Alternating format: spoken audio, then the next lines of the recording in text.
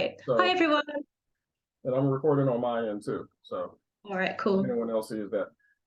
All right. So, Miriam, do you want to lead the structure of the conversation? I was just kind of babbling and telling people I'll be here every Thursday. All right, so let me give like a formal introduction to you and a further understanding on how Techpreneurs works. So first of all, I really want to thank you guys for answering the membership questions when entering the group. I do ask these so I can get a better idea of how I can help you. I know everyone is coming from different walks of life with different experiences and different goals. So basically at Techpreneurs Club, we're going to give you or help you towards getting your compliance career. But we understand that in GRC compliance, it does give you some leeway during the day. You can become a consultant or, in fact, venture into your own business when you have the time freedom and the capital to do so. So we help you in that as well. See this environment in our community as a mixture of building your social skills mixed with your career so that you can have basically the ultimate life. And that's our main aim.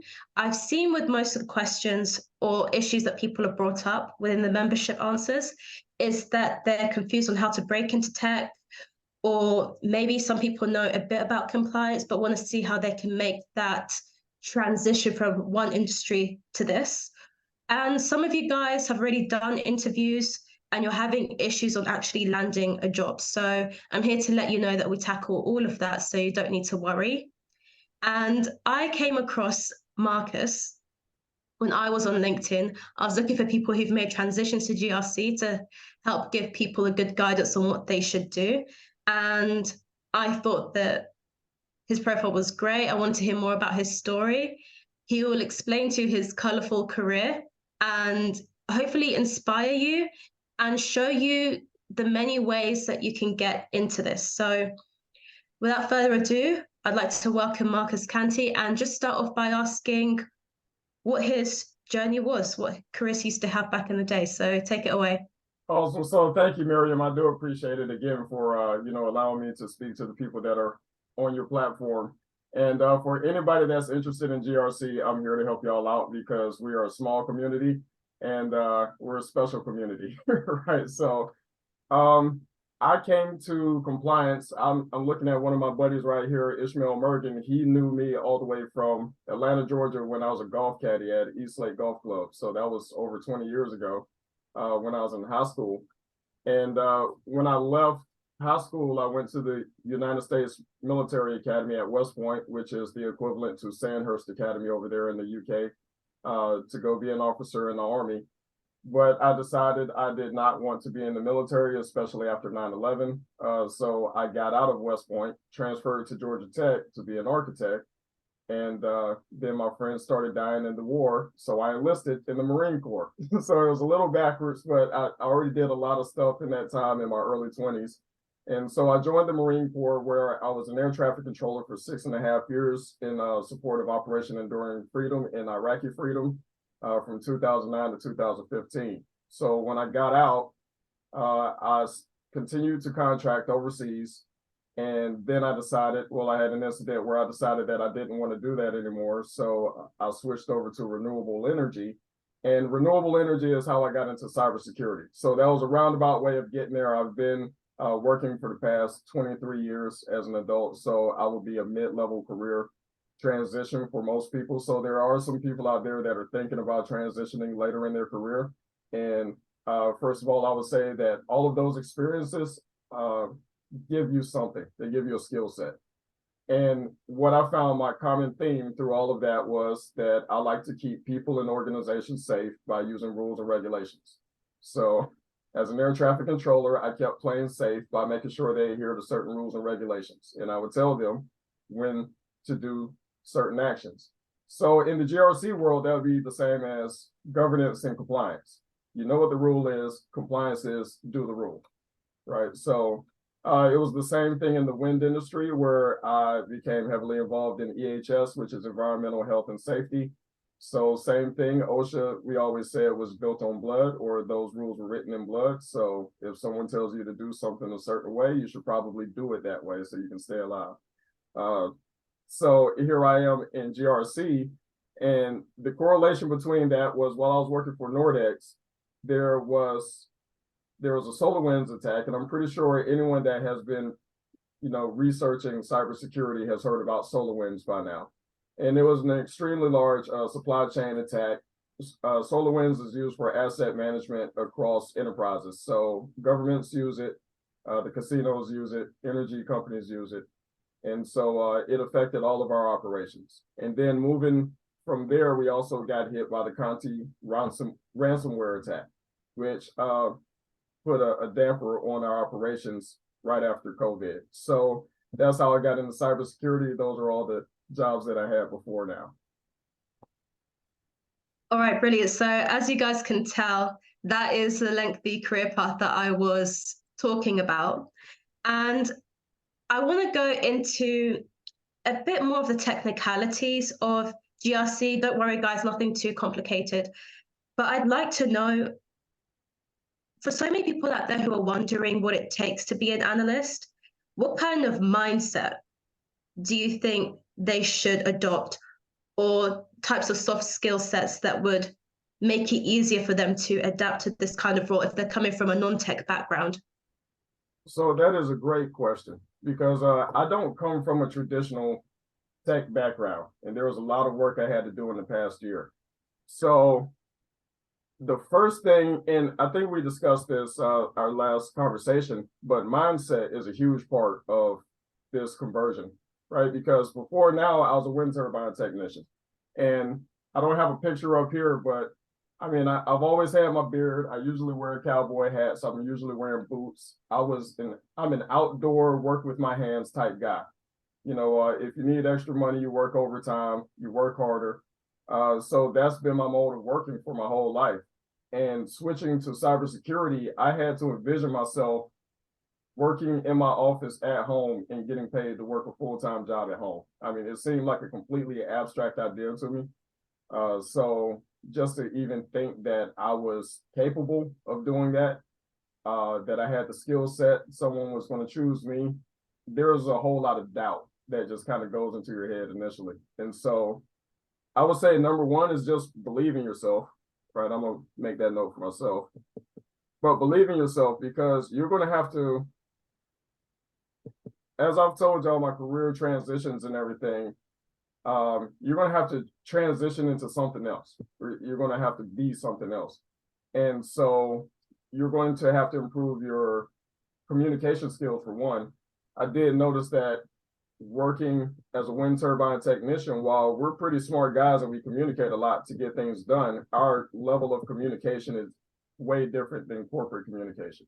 So that's where you learn about fostering relationships, understanding who to talk to about certain things, and of course, company policy or politics, as we'll say. So one, believing in yourself. And then after that, I've always created this cognitive dissonance is what it's called in Dr. Joe Dispenza's book, Rebuild Your Mind. But if you decide to be something else, you say, I want to be that person. And from the book, The Secret, they talk about how you envision yourself being in that place from the place of receiving the actual benefit of achieving that goal. So I started thinking, man, it's going to be really cool when I set my desk up in my office and I can make the commute through my hallway, or I can go to Starbucks at 7 o'clock in the morning. I can go work out at 5 in the morning. This is my morning routine. I started doing my Google Calendar over here on my screen over here, but I mean, my Google Calendar was just filled up. And so I said, this is when I'm going to go to sleep. This is when I'm going to wake up. This is when I'm going to meditate. This is when I'm going to say my daily affirmations. And even though I didn't stick to the calendar every single day, it started making me want to be that guy. And I felt bad if I wasn't doing these certain things that were on my list. So that was one, you have to get, or that's number two, you have to get a routine. And just to interject, like, time management is everything. I experienced it myself, and I will be doing time management exercises for you guys. I will create a sheet and show you how to prioritize. I know that many of us have heard of the Eisenhower matrix. You think about what's important and urgent, and you organize your time according to that. I do the same thing, but I always add on an extra step, which is, what would push me forward the most in the day. So adding on impact. because there are many things that are important, many things that are urgent, but there aren't so many activities that will actually take you forward one step towards your goal. And you have to decipher the difference between that. So we'll go over that on a later date. I'll create little video tutorials for you guys. And not to get too spiritual as well, but I really agree with Marcus's opinion on the secret. You almost have to be living out that reality of being a compliance analyst for it to start coming to you.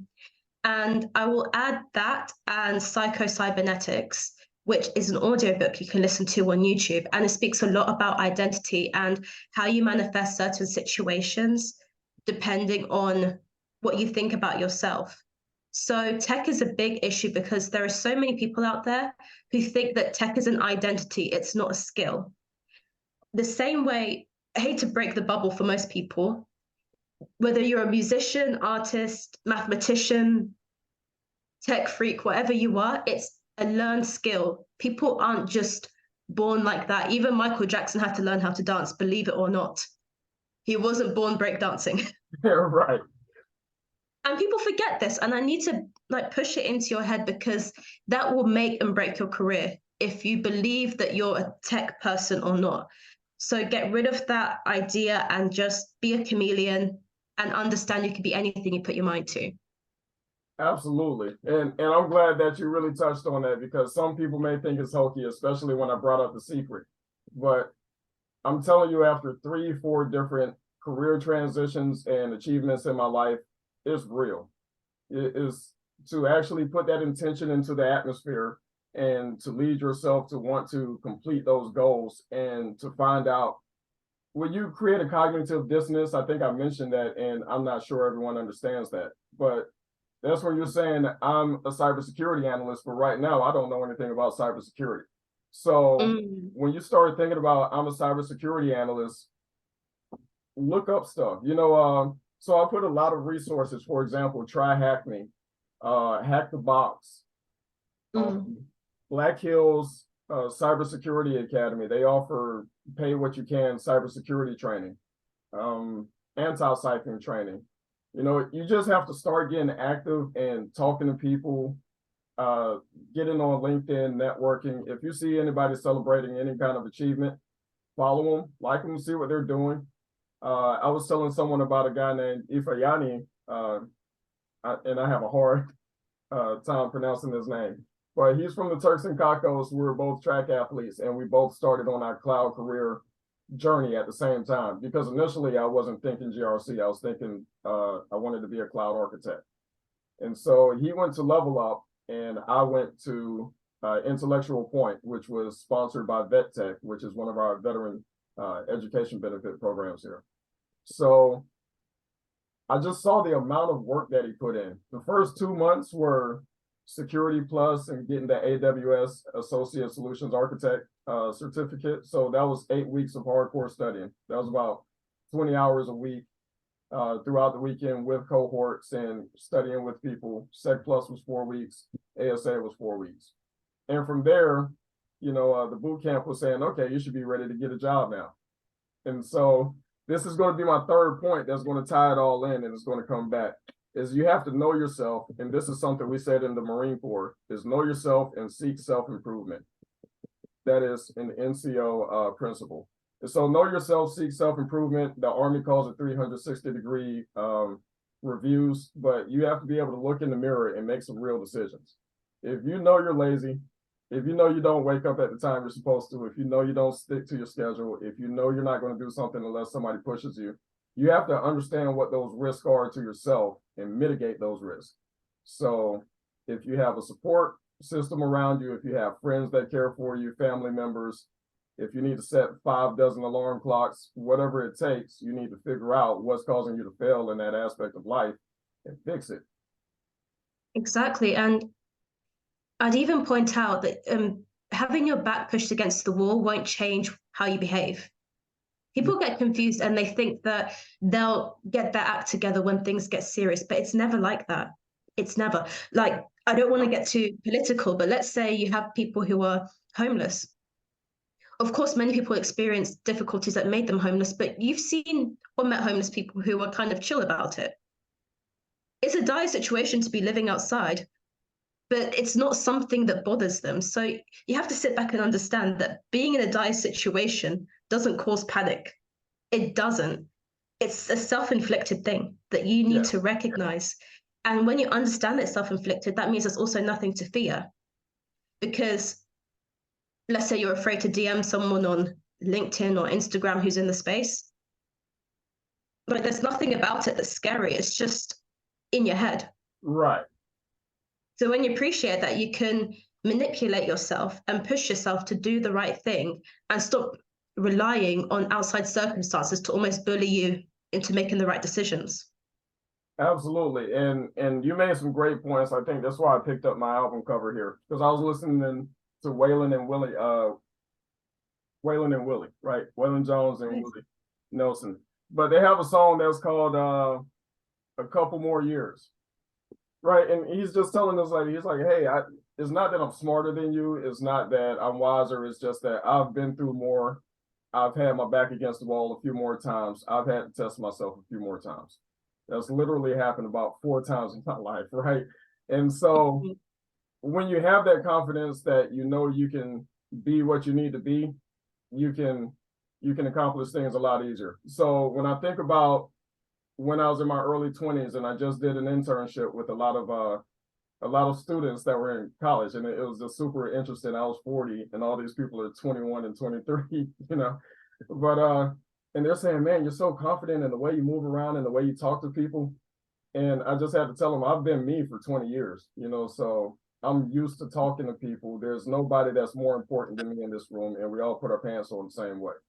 And the thing that's going to separate you from the person that's in the role that you currently have is that they've been doing it for a few more years. So Exactly. that's, And you it's know, skill nothing based. smarter. And don't let anyone, I'll say this for anyone who isn't interested in getting into a business once they become a compliance analyst and rather would be a consultant, don't let anyone bully thinking that you have to have been in the industry for 20 years before you have the right to be a consultant, because there's a lot of gatekeeping here, a lot of gatekeeping, expect it. Everything in life is based on your skill set and you being around people who appreciate you in particular. Forget what people say. They will say that you're too young, they'll laugh, but the reality is can you do what is being asked of you? Always focus on that. And I'll show you how to use ChatGPT and other types of websites to understand, to research the kind of skills that you need to stand out, what is expected of you, and you'll go far. Don't listen to people, just be competent. And so I'm Honestly. glad that you mentioned using tools such as ChatGPT. And my last point was know yourself and seek self-improvement. So my first step, I'm gonna see if I can share my screen here.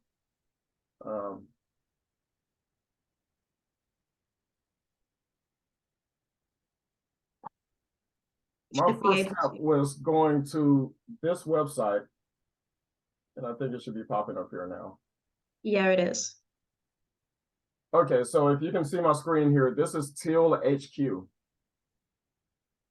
And what Teal HQ does is it has a personality test for you when you first sign up for the service. And when you take that personality test, if you've ever taken what is it called, a Briggs-Myers personality exam, or what's the other one where they have like INRI, or, you know, those Yeah. personality exams, right? So it combines a few of those, and they even explain the whole process, but they go through that process and you find out what type of person you are. And for the longest time, I've known that I'm an aggressive person, but I don't like to be the lead. You know, people tried to get me into tech sales, and I said I don't feel comfortable being a salesperson. I wouldn't mind being a sales engineer, right, helping them. So it turns out that I'm a process people person, meaning that I start with the process and then I check on the people, and then we complete the process and then I check on the people. There are some people that are people, process, and they will focus on the people and what they need and everything, and then the process falls by the wayside because they're focusing on the people. And there's people that are process people, right? They could care less about the people on the end. But this gave me a great match, being a process people person, because it allows me to get the process down and then coordinate with my team and see what they need. And then we execute, and I can come back and see if we're still completing the process, check with my people. It allows me to stay in a circle as far as it's just your work pattern, your work style. So I just get burned out when we're in the middle of stuff. It also taught me stuff like I'm not interested in the details. I'm more interested in high level thinking. When it gets down to completing a task and, you know, crossing the last T's and dotting the last I's, I am not that person. I don't want to proofread. I don't want to study code or anything. So Yeah. nothing's wrong with that, right? And you just have to understand that's who you are and what your strengths are in that. So that's what kept pushing me further to GRC, because if you think about it, a GRC analyst or anybody, we're not really technical at all. I don't know much technically. So the guy that I'll be working for in my new position, he comes from a development background, and I'm picking up so much stuff technically. That's one thing that I would like to let everyone know is GRC is a way you can get in without having as much technical experience, but you can pick these things up along the way based on the platforms that you're using and the tools that you use. So And make effort to learn the technical knowledge, because as a GRC analyst, you'll be discussing with different teams within your business. It could be sales, HR, your pen testers. And what you don't want is to misunderstand the basics of tech, because you can't really have a conversation. We're not asking you to be experts when it comes to tech, but then network security, the basics of IT, which you can find in the ITIL certification, what I'll let you know about later on in our course. These are things that you need to know to do decently well and to gain the respect of your colleagues, because as Marcus will know, and most compliance analysts, we're not the most popular in a business. We're kind of seen as the lame police officer. yes, pretty much. And I had the same experience in the wind industry as well. I'm gonna stop sharing my screen here for a moment. All right. And because as a quality control manager, I was responsible for reading the book. And I would say I was the geek that was reading the book word for word. And then I would go to the site and see how the people were actually building it. And then I would tell them whether they're doing it right or wrong. Now, whether I could do it myself personally, right or wrong, I couldn't, honestly. And that was another aspect too of working in wind. I didn't want to build the wind turbines. I didn't want to be an engineer, right? That's a guy that actually gets in CAD and designs the components and puts them together. I don't want to be that guy. That's the same as being a cybersecurity engineer, the person that's going to go in and configure firewalls and check SIEM alerts and IAM policies and all that. I'm not going to do that. So that's an engineer. And then you have people that actually build the system, right? In wind turbine, that would be a millwright, someone that's actually picking the bolts up, the guys that are moving the cranes, the guys that are actually torquing things. I didn't want to be that guy either, because that's like an IAM policy manager where you're constantly typing every day. So I guess what I'm getting at is that I had this whole personality diagram that was up there. Is just what fits me, right? And the thing is that getting along with the people is more beneficial than the technical knowledge. So cybersecurity is a culture change. And as you mentioned, we're considered like the lame police around the office, where we're telling people you need to have a 14 character password that's alphanumeric with special characters. And if you try to type out a 14 character password every single day to log into your computer, you will be extremely annoyed, right? But if you look at the statistics of how much effort it takes to brute force attack a password, there is a significant break between 11 and 14 characters, and especially if you add special characters instead of just being alphanumeric. So most people do 8 passwords. I mean, like Amazon is 8 characters and stuff like that. So the whole point is knowing yourself, finding a place to go, right? I want to stick there before I get off into another tangent. And the other one, I'm going to share my screen here again, is once you know what your personality style is, you can see all these things, and they do a really good job of explaining this stuff to you and how that's going to fit your work personality and everything. Then go over to Indeed or something like that and start looking at job titles, entry-level job titles that would interest you. And you can see most of my stuff is cybersecurity related already. Can you share your screen? It's not shared at the moment. Oh, pardon me. There we are. Thank you. Okay, so Till does a good job of walking you through your report. Like right here is where they told me I start. Styles 1 and 2 tend to start tasks and operate at a fast pace. Styles 3 and 4 tend to finish tasks and operate at a steady pace. I'm a 1-2 guy. I like to go quick and get things done. Right. So the great thing about GRC is you get to have conversations with other people, the stakeholders that actually control those tools. And you say, hey, man, we really need to have an IAM policy on this. So people that get terminated, their account gets deleted immediately. I'm not actually going to do that work. I'm just having that conversation and logging the conversation. So that's what a GRC analyst would do in that aspect. So once you find these jobs, I wouldn't look for a manager job. That's kind of like down the road. But if you look at a GRC analyst, for example,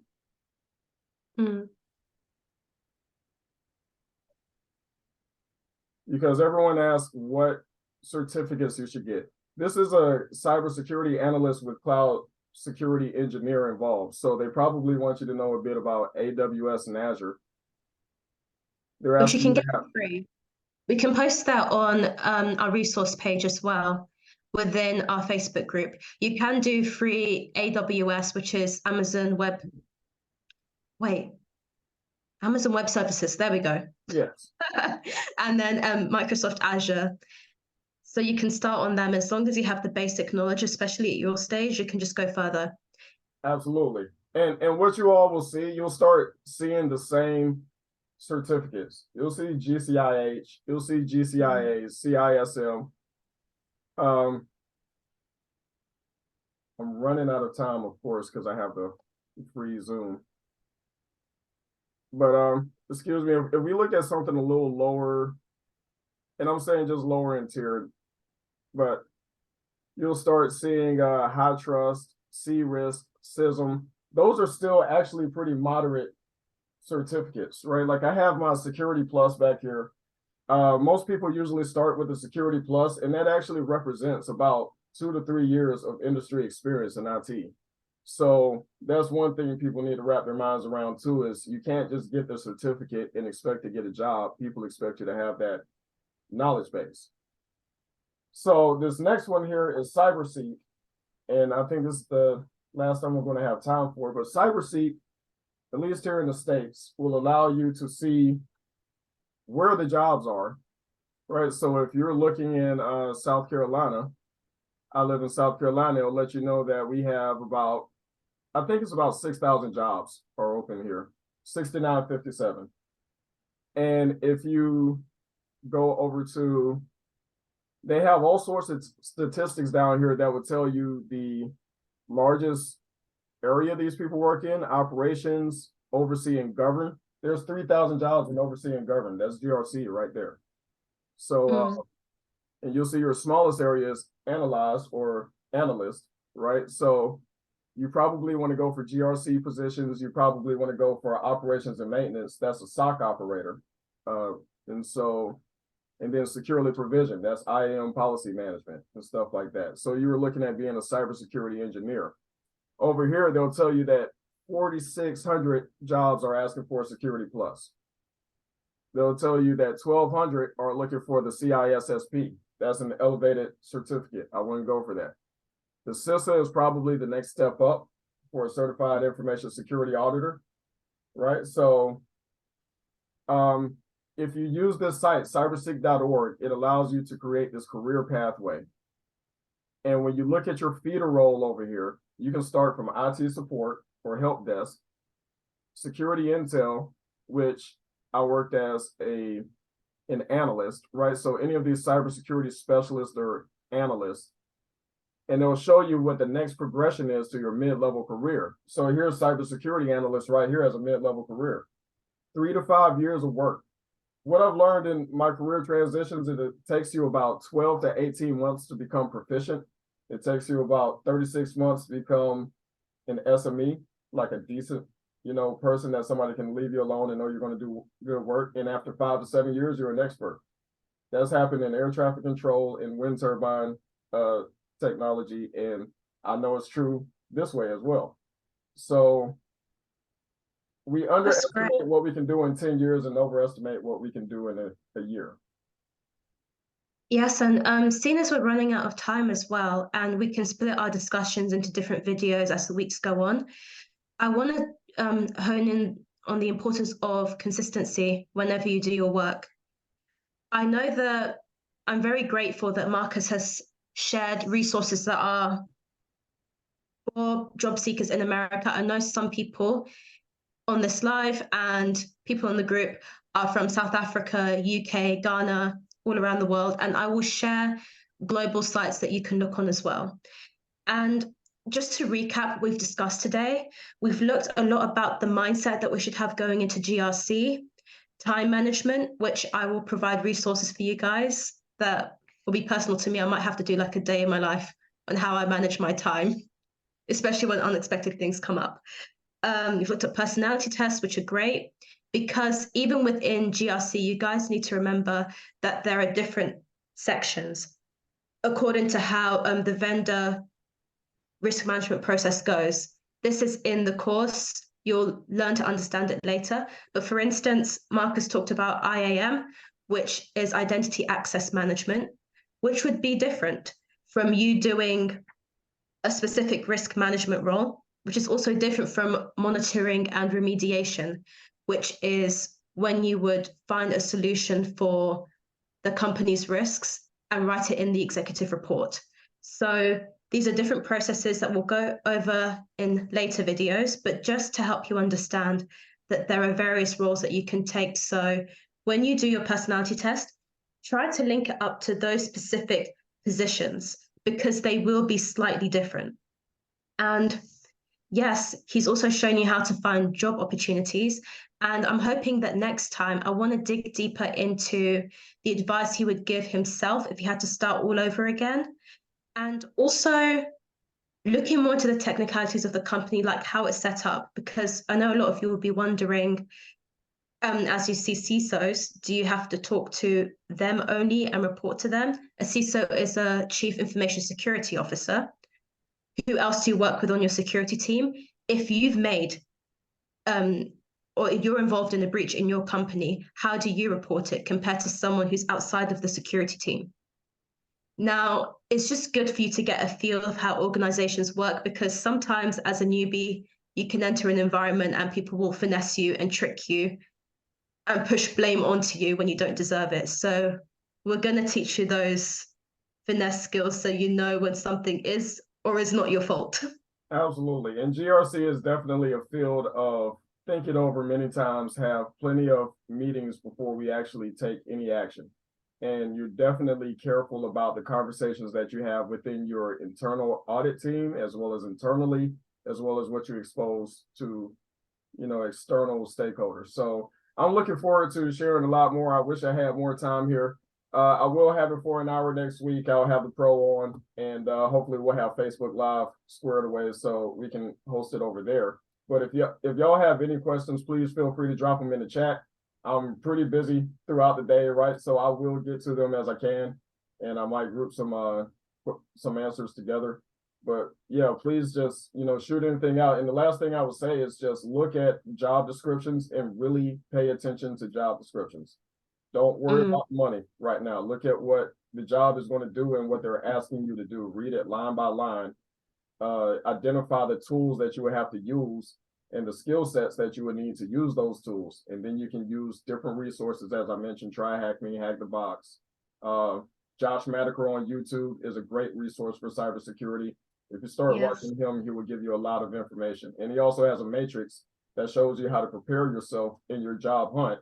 That includes building your resume, building your skill set, projects that you do, your education level, and your certifications. And as you increase your status in each of those different categories, you'll see that you go from being a 1 across those categories to a 2, 3, 3, 3, or a 3, 3, 4. Eventually you look stacked up. So it's going to take time.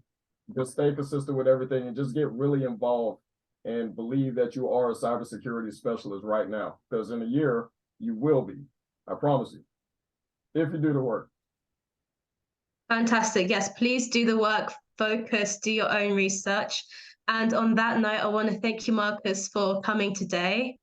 I hope to see you next week. And I hope you guys have found this really useful. Like you said, we'll post this video on the Techpreneurs Club discussion board. If you guys have any questions for me, just post them there, discuss the ideas, and I will reorganize the resources that I've put on the site, and we'll build it over time. You'll really love this environment, and thank you. Thank you so much. Absolutely. Thank you. I appreciate it. And everyone have a great and prosperous day, and I'll talk to y'all next week. All right, great. Bye. All right, bye.